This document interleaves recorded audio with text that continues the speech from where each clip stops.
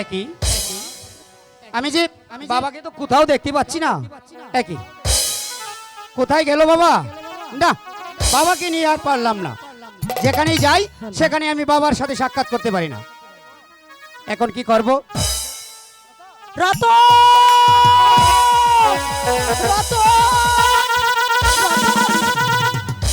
রতন! রতন রতন বলো না, তুমি আজকে স্কুলে যাওনি কেন? না মানে মানে বলো না, কেন তুমি স্কুলে যাওনি?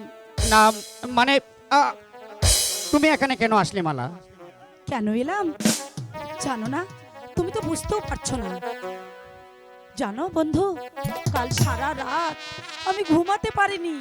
মালা, হ্যাঁ, ভেবেছিলাম তোমাকে স্কুলে এসে সব মনের কথা আমি বলবো, কিন্তু ঠিক আছে তাহলে এবার বলো কি বলতে চাও।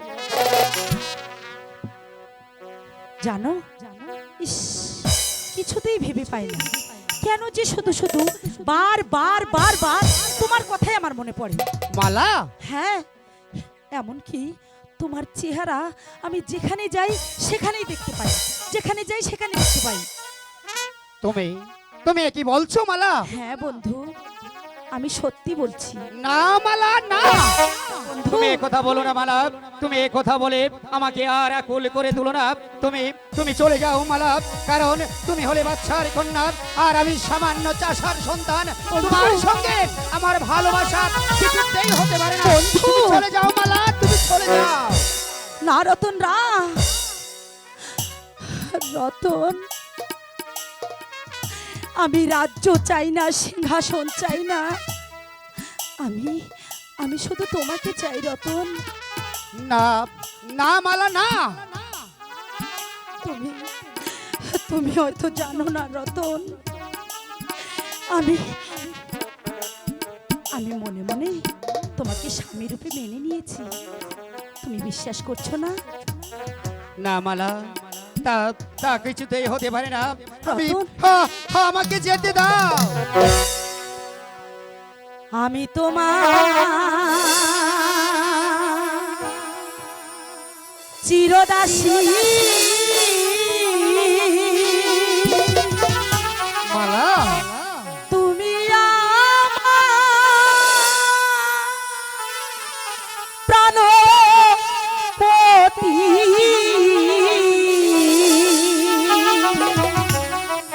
স্বামী রূপে তোমায় আমি দেখি গো। হ্যাঁ,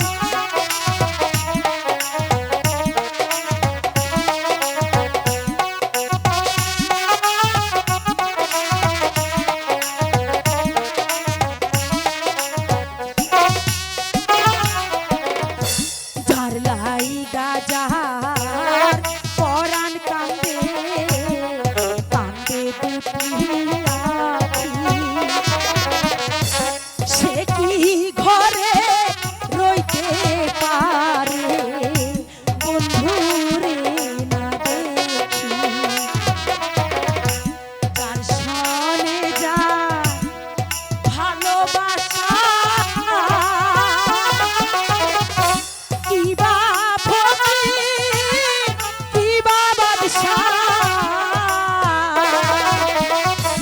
ভালোবাসায় বাদশাহ ফকির মানে না গো।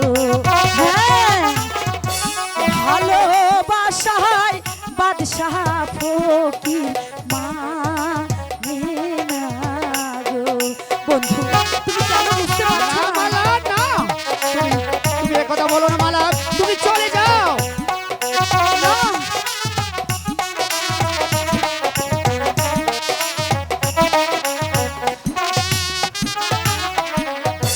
শোনো মালা, বলো কই তোমারে বলো না। আমি যে গরিবের ছেলে, আরে তাতে কি হয়েছে? তোমার শোনে কেমনে হবে মালা বিয়ে গো। তুমি আমি চাইলেই হবে। না মালা না, তুমি চলে যাও মালা, তুমি চলে যাও।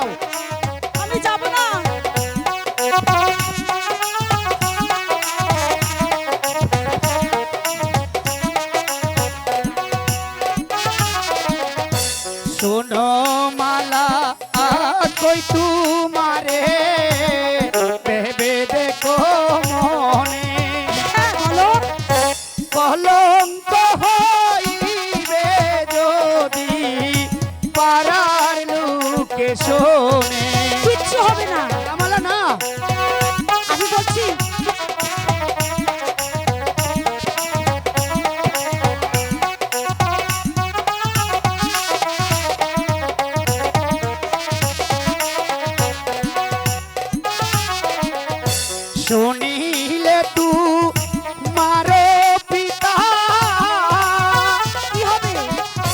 কেটে নেবে আমার মাতা। আরে না না, তোমার শোনে আর না হবে আমার বলছি তো কিচ্ছু হবে না। তুমি চলে যাও মালা, তুমি চলে যাও।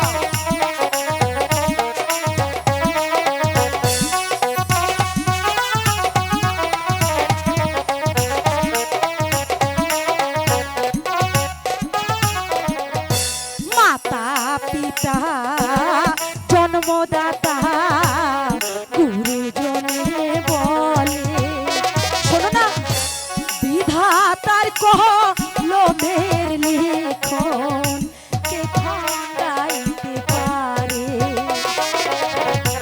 বিধি যদি লিখে থাকে আমার মিলন তোমার সাথে, কি করিতে পারে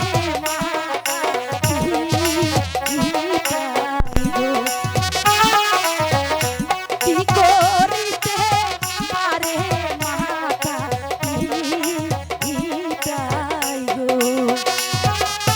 বুঝতে পারছো না?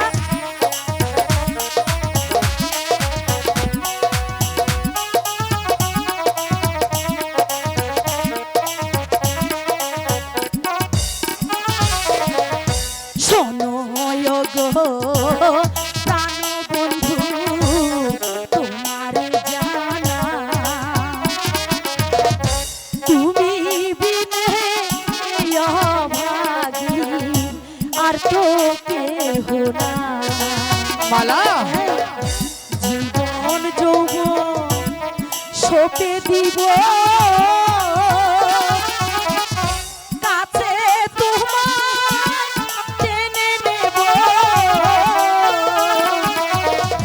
ঠাই দিও গো তোমার চরণ তলে গো, ঠাই দিও গো তোমার চরণ তলে গো। রতন, না মালা না, না রতন, তুমি তুমি অযথায় আমাকে বিরক্ত করো না। রতন। কারণ কারণ তুমি হয়তো জানো না মালা, তেল আর ঝোল যেমনি একই সাথে মিল হয় না, রতন। তেমনি তোমার আমার ভালোবাসা কিছুতেই হতে পারে না মালা, কিছুতেই হতে পারে না। না রতন না, তাহলে তুমি একটা কথা শুনে রাখো রতন, তুমি যদি আমাকে ভালো না বাসো তাহলে তাহলে আমার বেঁচে থেকে কোনো লাভ নেই, আমি ওই নদীর জলে ডুব দিয়ে মরে যাব। মালা দাঁড়াও মালা, বন্ধু, তুমি তুমি সত্যি আমাকে এত ভালোবাসো মালা? সত্যি বন্ধু, আমি আমি যে কিছুতেই কল্পনাও করতে পারিনি। তাই তো তুমি আমার জন্য মরবে কেন মালা? প্রয়োজন হলে তোমার ভালোবাসাকে রক্ষা করার জন্য আমি হাসতে হাসতে আমার নিজের জীবন বিলিয়ে দেব, তবু যে আমি তোমাকে কিছুতেই বলতে পারবো না। রতন, মালা, রতন, মালা,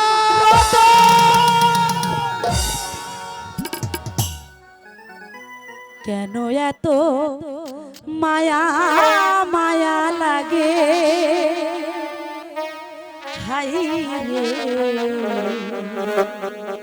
কেন যে এত মায়া লাগে? আচ্ছা এমন তো ছিলাম না কোনোদিনও আমি, তোমাকে দেখার আগে হাই রে, কেন এত মায়া মায়া লাগে হাই রে, কেন যে এত মায়া লাগে?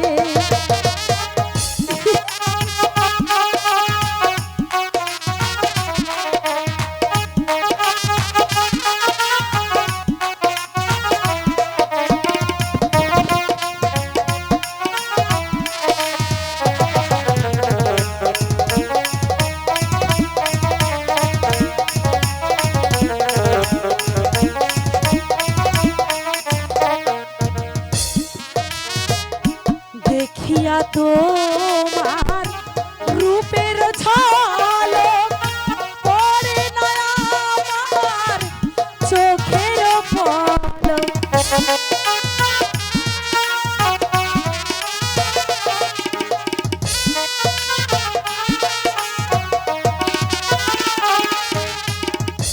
দেখিয়া তোমার রূপের ঝলক পড়ে না আমার চোখের পলক।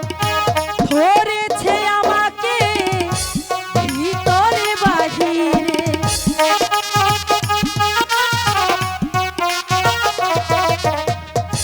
ধরেছে আমাকে ভিতরে বাহিরে।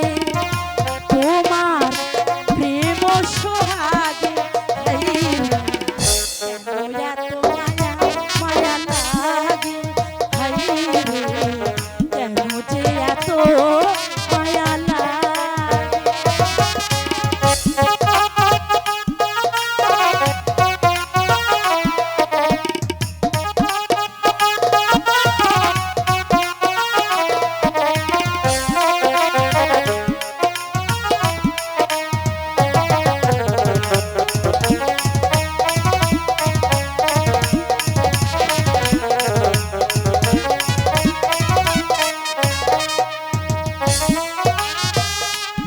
আহার নিদ্রা লয় না মনে, ভালো তো লাগে না তুমি বিহানে।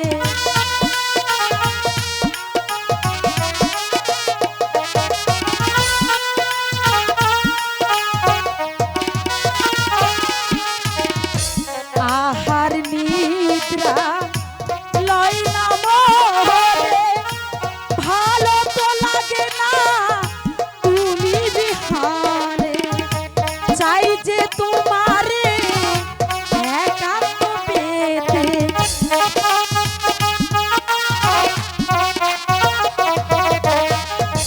চাই যে তোমারে একান্ত পাইতে। এই মনে বাসনা জাগে কেন এত মায়া মায়া লাগে, কেন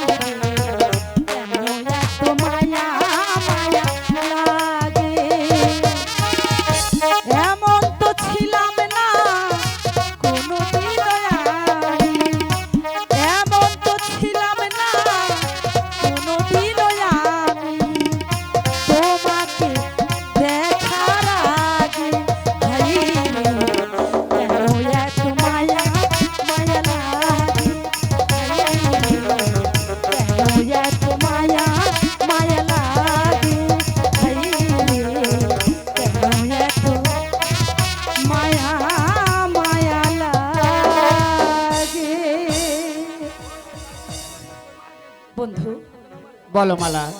তাহলে আর বলবে না তো যে আমাকে ভালোবাসো না? না মালা, মনে থাকবে? সত্যি মালা, আমি তোমাকে আমার অন্তর থেকে ভালোবাসি।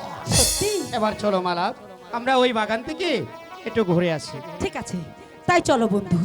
হাই রে, কেন এত মায়া লাগে?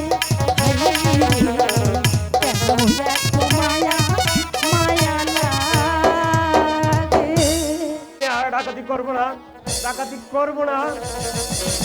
ডাকাতি করে কি লাভ? ডাকাতি করে পেয়েছি মানুষের ঘৃণা আর লাঞ্ছনা। এই যে কেন ডাকাতি করবে না রে লাল খালো? ডাকাতি করে আমাদের লাভ কি?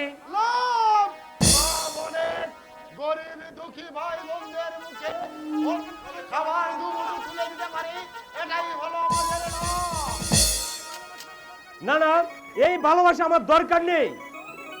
আমি দল ছেড়ে চলে যাব। চলে যাবে। তুই যেতে চাইলে কি তোকে যেতে দেবো? তুই ভাবলে কি করে?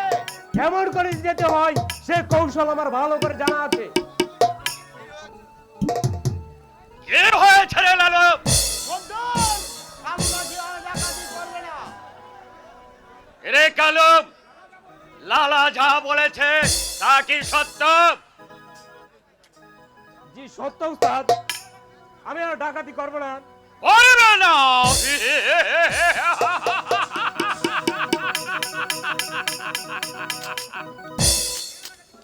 কেন কেন তুই ডাকাতি করবে না?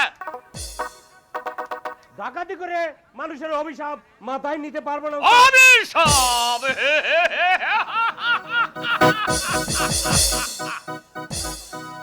কোথায় কোথায় তোদের এই সমাজের মানুষ? যেদিন আমি এক মুঠো ভাতের জন্য মানুষের দুয়ারে দুয়ারে আমি ঘুরে বেরিয়েছিলাম, তখন কোথায় ছিল তোদের এই সমাজের মানুষ? তবু আমি ডাকাত নামে বাঁচতে চাই না উস্তাদ। ডাকাত ডাকাত ডাকাত!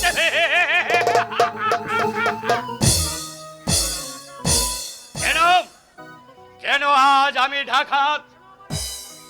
আজ কেন আমার এই পরিণতি? এই তো সেদিনকার কথা। আমার বয়স যখন 7-8 বছর হবে, আমি মা বাবাকে হারিয়ে রাস্তায় রাস্তায় আমি ঘুরে বেড়েছিলাম। আমি 3 দিন উপোস থাকার পর আমি পেটের ক্ষুধা সইতে না পেরে আমি এক বাবুর পায়ে চেপে ধরলাম। সর্দার, আমাকে একটি টেকা দিবে বাবু? আজ 3 দিন হলো আমি কিছুই খাইনি। বাবু আমাকে একটি টাকা না দিয়ে আমাকে এমন জোরে লাথি মারল, তখন আমি চিৎকে পড়ে গেলাম চলন্ত গাড়ির চাকার নিচে। যখন আমার কপালে পেটে জোর জোর করে রক্ত পড়তে থাকলো, সেই রক্ত আমি 2 হাতে মেখে আমি প্রতিজ্ঞা করেছিলাম, এই সমাজ আমাকে বাঁচতে দিল না, যে সমাজ আমাকে একটি টাকা দিল না, সেই সমাজকে আমি সর্দার,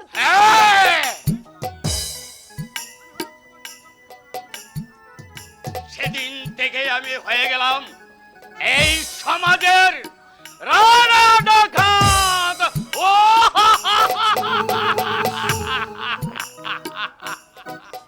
লালা, আমার পায়ের তলা থেকে রক্ত যেন ঠকবক করে আমার মাথায় উঠে যাচ্ছে। হুকুম করো সর্দার, আমি তোমার জন্য আমি কি করতে পারি? হ্যালো, বলুন উস্তাদ। বল তুই ডাকাতি করবে কিনা? না না না, আমি আর ডাকাতি করবো না। ঠিক আছে,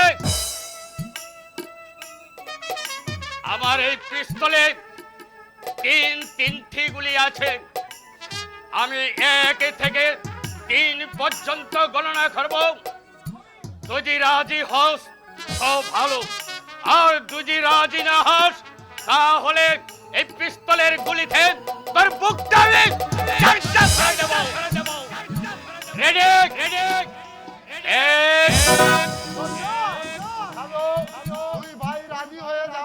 না দুই তুমি আর একবার সুযোগ দাও, আমি কালুকে বুঝিয়ে দেখি তাকে বাধ্য করাতে পারি কিনা। কালু ভাই, তুই রাজি হয়ে যা ভাই। না না না উস্তাদ রাজি, উস্তাদ রাজি। ওর ভাই কালু, ওর। এবার তুমি সর্দার ওকে ক্ষমা করে দাও। ঠিক আছে, তোর কথা শুনে আজকের মতো ওকে আমি ক্ষমা করে দিলাম। তবে একটি কথা কান খুলে শুনে রাখ, আর কোনোদিন যেন ভুল না হয়।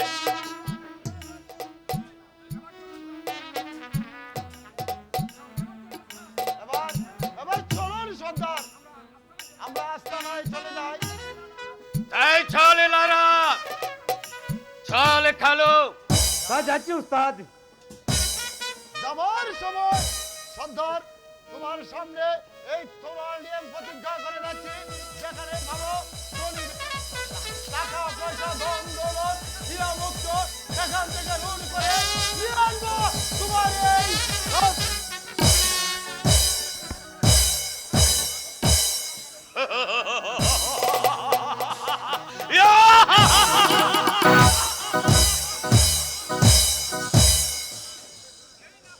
এই না হলে কি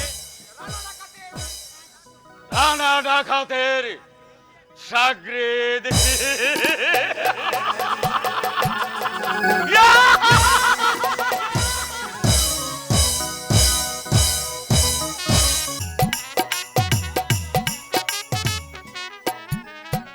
হ্যালো, চলো চলো চলো সখী গো, ও সখী ফুলের বাগানে, ফুলের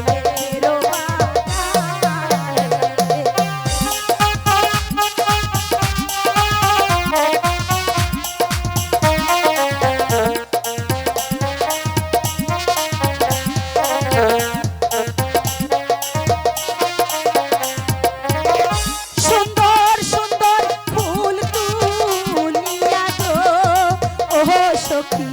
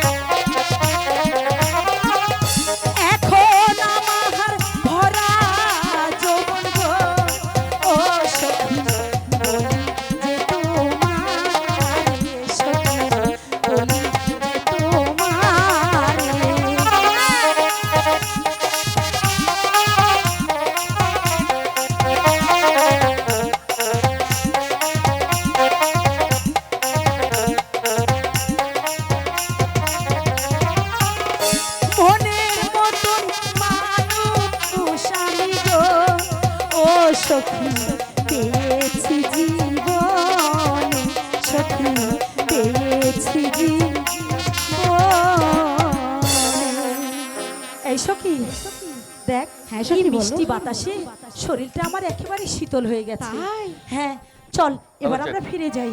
তাহলে তাই চল সখী। কত বড় জঙ্গল তন্ন তরে করে খুঁজে এলাম, কিন্তু কোথাও একটি শিকারি পেলাম না। হাই দেখে শুনে পথ চলতে পারে না, কানার মতো আবার মেয়ে মানুষের দিকে ড্যাপ ড্যাপ ড্যাপ করে তাকিয়ে আছে। এই কি নাম তোমার আর কি বা পরিচয়? আমার নাম হচ্ছে মালা, পিতা রাজা সমসীন। এই চল সখী, আমরাও বোকার মতো ওনার প্রশ্নের উত্তর দিচ্ছি। চল চল আমরা চল যাবো, চল।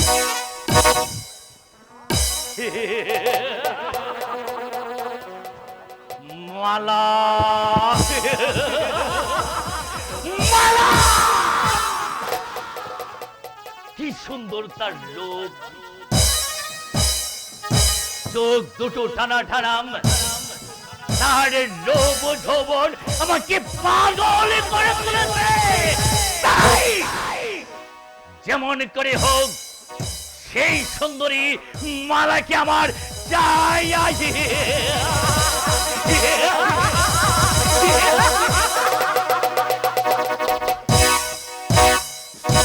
কোথায় কোথায় রঞ্জিত রায়?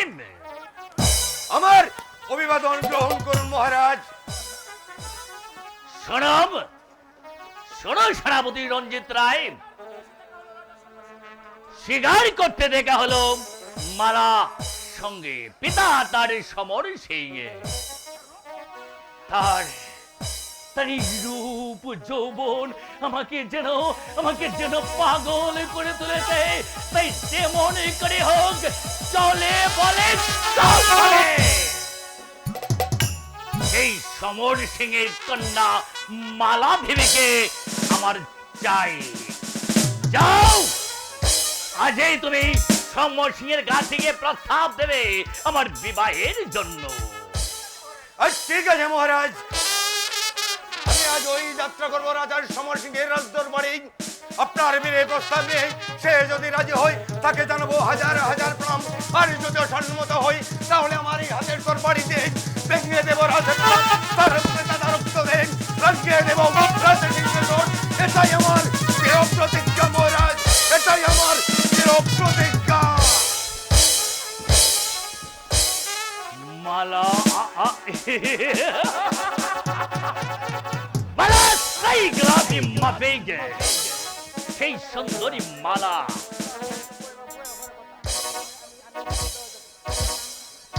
আমার এই কালীঝাড়ের ভিতর। তারপর সেই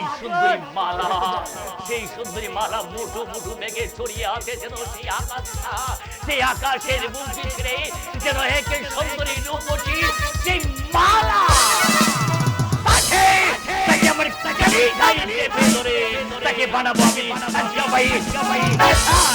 তার একটা করে পাপ করে ছিঁড়ে আমি তুলে নেব তার মাজার স্মৃতি।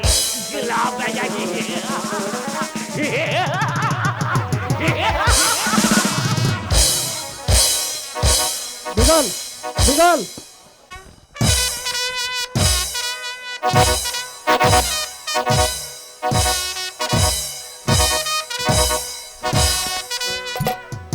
মন্ত্রী মশাইকে পাঠিয়েছিলাম আমার একমাত্র বীর প্রস্তাবিনী, সেই যে এখন পর্যন্ত ফিরে এলো না, কারণ যে আমি কিছুই বুঝতে পারছি না।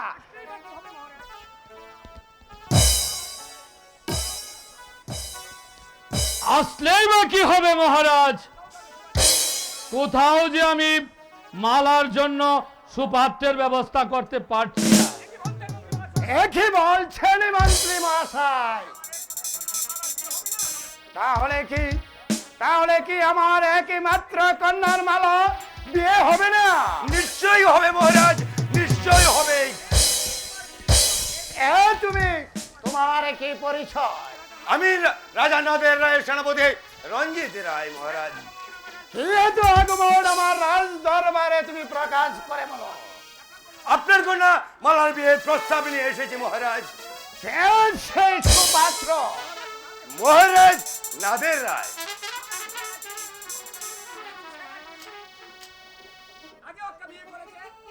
সে সে নাকি আগে একটা বিয়ে করেছে মহারাজ, তাছাড়া তার একটা বিয়ের উপযুক্ত কন্যাও রয়েছে। না না না, এ বিয়ে যে অসম্ভব মহারাজ। অসম্ভবের কিছু নেই মন্ত্রী মশাই। তার আগে স্ত্রী মরে গেছে, সে বিশাল রাজ্যের অধিকারী, তার গিয়ে মালা দেবী সুখে থাকবে মহারাজ। সেনাপতি মহাশয়, আপনি যান আপনার প্রভুকে গিয়ে বলুন বিয়ের আয়োজন করতে। আমি তাই যাচ্ছি মহারাজ। আবার আসবো সেই দিন যেই দিন আমার প্রভু হস্তির বৃষ্টি হরণ করে আপনার প্রাসাদ অভিমুখে যাত্রা করে। আজের সঙ্গে কিছু নেই, যা দেখলাম যা শুনলাম রাজা নাদের রায়ের পক্ষ থেকে জানিয়ে গেলাম। হাজার হাজার প্রণাম, হাজার হাজার প্রণাম। মন্ত্রী মহাশয়, বলুন মহারাজ। চলুন এখন আমরা মালার বিয়ের আয়োজন করে গে।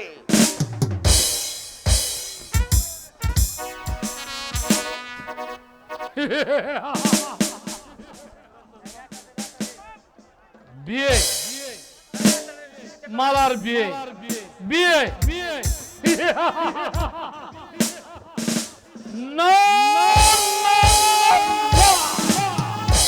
অসম্ভব। এ বিয়ে আমি কিছুতেই হতে দেব না।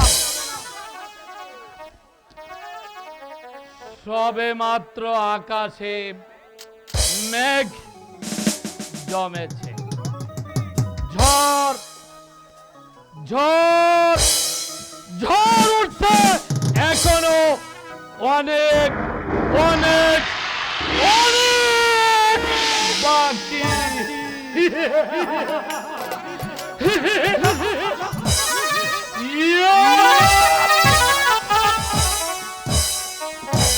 হ্যালো, একই